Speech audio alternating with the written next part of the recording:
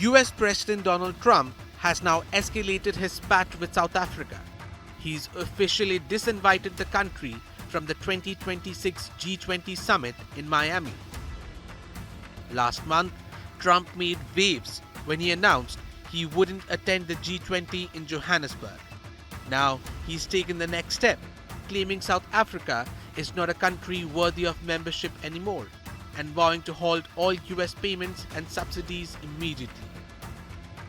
Trump's reasoning? He alleges that white farmers in South Africa are facing genocide, a claim widely debunked by experts. On social media, he accused the South African government of killing white people and criticized the media for ignoring the situation. His inner circle, including Elon Musk, has amplified these claims, but the numbers tell a starkly different story. Of over 26,000 murders in South Africa in 2024, only a handful occurred on farms, and most were linked to robbery, not racial targeting. The US boycott of the Johannesburg summit wasn't subtle. No senior officials attended, and Trump publicly condemned South Africa for refusing to hand over the G20 gavel to a US representative.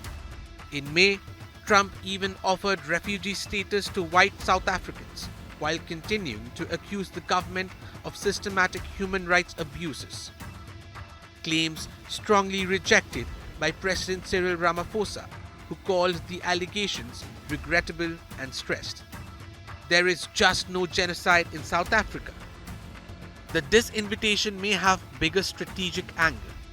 Reports suggest the US is eyeing Poland as a potential replacement for South Africa at the 2026 G20, citing ideological alignment with the Trump administration.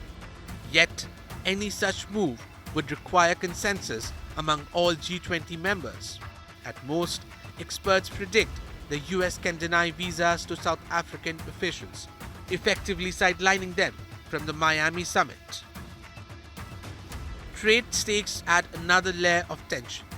The US is South Africa's second largest trading partner, with bilateral trade totaling $26.2 billion in 2024, alongside over $581 million in US assistance.